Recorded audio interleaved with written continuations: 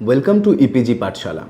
I am Dr. Mrinmoy Pramanik. I teach comparative Indian language and literature at the University of Calcutta. Today we will discuss a module from the paper Indian Aesthetics, and this module is on Sanskrit literary theorist Vamana. It is extremely difficult to give an accurate definition of poetry and try to distinguish from other forms of literature. But it can be distinguished by some certain qualities like diction, theme, subject matter, rhythm scheme, pattern, so on and so forth. Indian poetry started to develop on all those above mentioned aspects by some of the exponents and grammarian like Bharata, Bhamaha, Mammata, Anandavardhan, Dandin, Vamana, Udvat, Rudrat, Rajshekhara, Avinavagupta, Kshemendra, Mahim Bhatta, and many more. Though there is no written record of early history of the Indian poetics, it is largely believed that Bharata's Natya Shastra is the oldest existing work on Alamkara Shastra, dated back early 1st century BC. Primarily written as a grammar book on classical dance and classical theatre. This is comprising of 37 chapters and deals with all the aesthetics, technicalities of dance and drama and dramaturgy.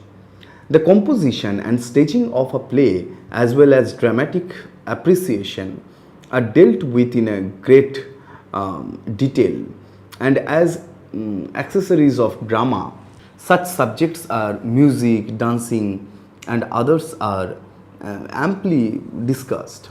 Apart from drama and dramatic theory, the importance of Bharata in the history of Sanskrit poetics lies in his rasa theory of poetics. The Indian poetics effectively takes off from Kavya Alamkara of Vamaha in 6th century and Kavya Darsha of Dandin in 7th century. There seems to be no trace of Kavyas during the long centuries between Bharata and Vamaha. There are also no texts available on Kavya Shastra belonging to the period between the Natya Shastra of Bharata and Vamaha in 6th century. Perhaps they were lost even as early as 6th century. The early phase of Indian poetics, the Kavya Shastra, is represented by three scholars, Vamaha, Dandin, and Vamana. By about the 6th or the 7th century, the principles of poetics and Bharata talked about in his Natya Shastra, first or 2nd century BC, had changed a great deal. Bharata had introduced the concept of rasa in the context of drama. He described rasa in terms of taste or relish as that which is relished, or rasayiti rashaha, rasayatiti rasaha, and regarded it as an essential aspect of a dramatic performance. He said that no sense proceeds without rasa. Nahi rasadre kaschit artha pravartate. Nahi rasadre kaschit artha pravartate.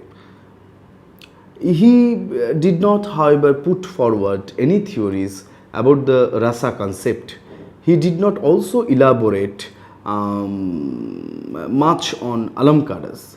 The figures of speech which he mentioned as four, Upama, Dipaka, Rupaka, and Yamaka, later writers increased it vastly. Rajanaka Ruyakka named as many as 82 alamkars. As the concept of rasa and alamkara were transferred to the region of Kavya, several questions were raised. Why do we read any poetry? Why do we love to witness a drama? What is that we truly enjoy in them? What makes poetry distinctive as a form, and what distinguishes good poetry from the bad, and so on. Ultimately, the answer could be that we love to read or listen to a poem or see a drama because doing so gives us pleasure, and that pleasure is par excellence unique in itself and cannot be explicitly defined or expressed in words. But unfolding of the Indian poetics or the study of the aesthetics of poetry came about in stages. Generally speaking, the development of Sanskrit literary theory is remarkably sturdy. Now, let us talk about Vamana and his contribution to Indian poetics. Vamana was one of the most brilliant rhetoricians who roughly belonged to the late 8th and mid 9th century. He can be conventionally located after Bharata and Vamaha, yet surely not after Avinavagupta, Anandavardhana or Mammata. His expertise of examination into the discipline of a kavya is known as the theory of Riti. So he belongs to Riti school of Indian poetics. Vamaha is known as his predecessors as far as his views on Riti and Alamkara are concerned. The precursor of Riti school may be called Dandin. Vamana systematized Dandi's concept of Riti in his work like Kavyalankar Sutrani. Vamana was a contemporary of Udvata. Therefore, his date is about 800 AD. He is the great exponent of the Riti school of poetics. He boldly declares that Riti or some special arrangement of words is the soul of poetry. Riti Ratma Kavisya. It may be mentioned here that Vamana shows a partiality for drama and considered that as the literary form per excellence. Though it is largely understood that he was influenced by Bhamaha, there are certain precise elements which differ between them and allow Vamana to stand out. One of them can be his understanding of Alamkara. Vamana stated that poetry is acceptable from establishment, but he is careful to explain embellishment, not in the narrow sense of poetic figures, but in the broad sense of beauty. That the word Alamkara used in the first and second aphorism does not denote figure of speech becomes clear from the third one. There he again uses the word Alamkara, but now it signifies the traditional meaning. It is a means for the attainment of beauty. He used the pronoun sa for denoting Alamkara, which is identical with beauty. Schools of Indian poetics, and different schools of Indian poetics are the Rasa school or aesthetic school of aesthetics pleasure, Alamkara school, Riti school, Guna school, Dhani school, Vakrakti school, Anumana school, and Auchitta school. So now let us have elaborate discussion on the Riti school of Indian poetics. Riti or style, not necessarily in the modern sense. Riti or style is first discussed implicitly in Natya Shastra when different kinds of Vachika Vinay are discussed and can be linked to the theory of dosa guna. It depends on the way different gunas are combined in a composition. Different aesthetic emotions require different treatments, some soothing while some bold or harsh, while elaborated in the context of poetry by Vamana. It logically extends itself to use in all forms of arts. For instance, the very enactment of Navarasa in dance would require different styles of presentation for each rasa. Appropriateness of style to them is essential point. Its relative nature recognized by Dandin, and thus it pervades alert forms consciously or unconsciously. The doctrine of Riti as the essence of poetry was further developed by Vamana. He wrote Kavalamkara Sutra. In 5 chapters of his book, he strongly supported the doctrine of Riti. He regarded Riti as the soul of poetry. Vamana always down in clear terms. Riti Atma Kavyasa. He defines the Riti as Vishishta Pada Rachana, or particular arrangement of words, and Riti is the soul of Kavya or poetry. For Rudrat, it means a definite use of compound words. Voja adds 2 more types of Riti, like Magadhe Riti and Avantika. The former being an intermediate style between Vaidharvi and Panchali, and the latter forming only a Khanda Riti, a defective or incomplete type. Rajasekhara, in his book Kavya Mimamsa, gives the same 3 ritis as Vamana does, but in his another book he speaks of 3 ritis, namely Vachyami from Vatsagutma, Mahi or Magadhi, and Panchalia or Panchali. But while we are discussing Riti, we should have a brief idea about the gunas. At least we should know the name of different gunas as described in Sanskrit poetics.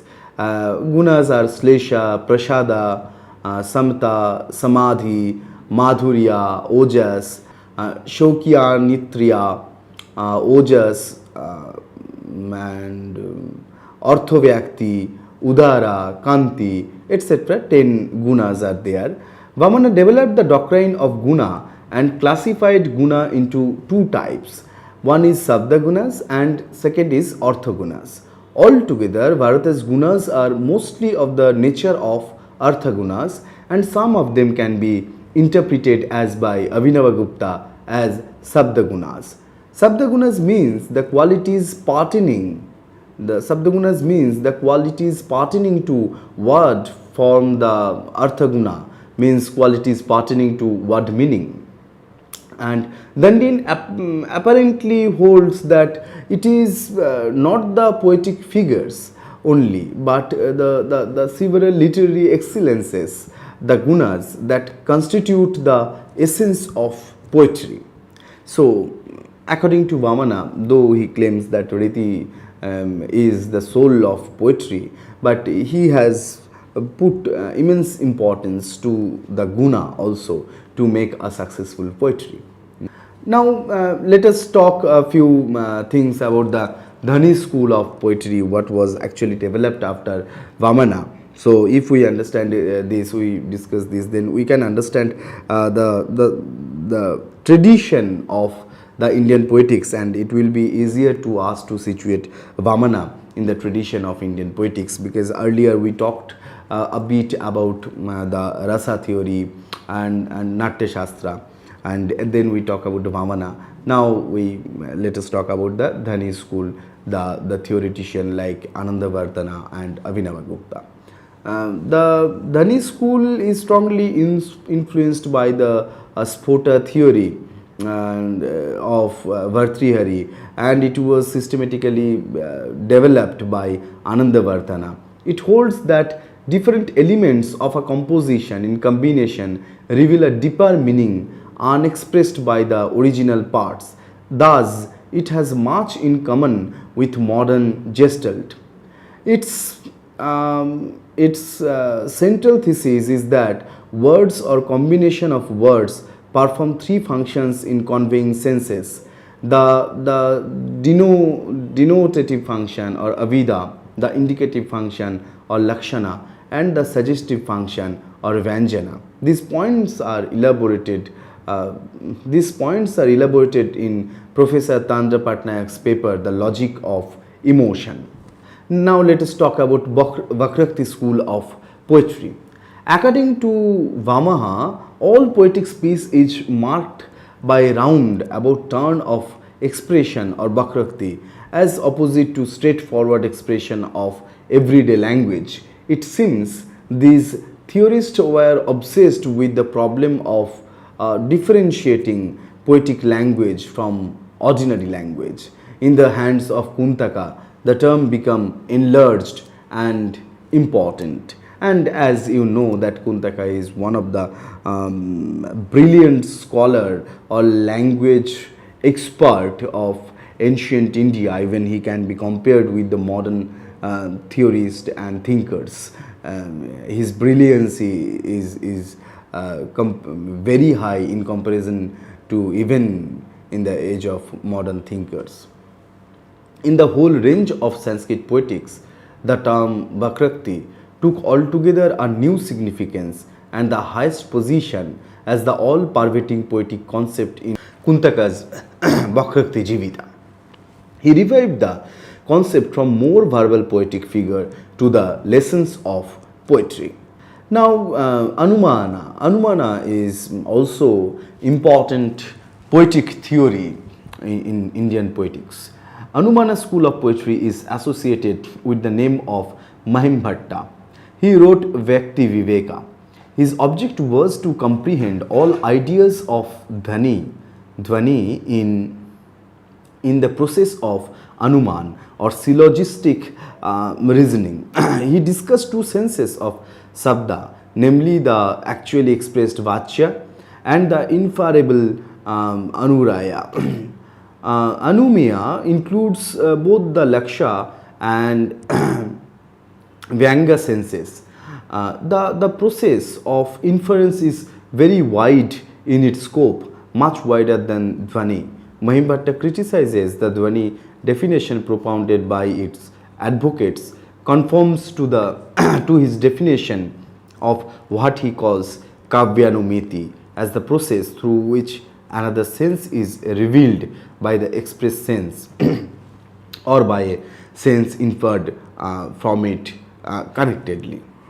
Auchitta school of poetry. Auchitta or appropriateness is another such concept which needs a brief mention here. Bharata recognizes it in the context of performance. Ananda Bhartana discusses it, and so does Kuntaka.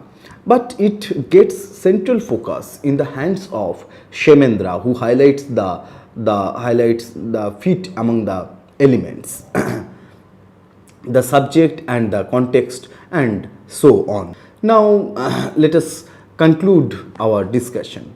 Thus, over the period, different theoreticians, grammarians, scholars of Indian poetics developed and contributed different methods and concepts to early Indian poetics.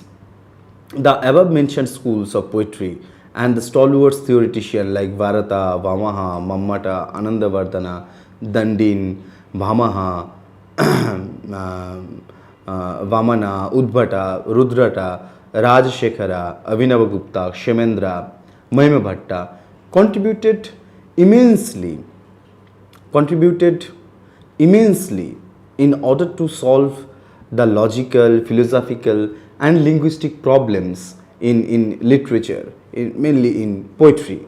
The works on the philological development thus by the pioneer of the early Indian have undoubtedly remained the guidelines for the further progress in flourishing literature in a prolific way.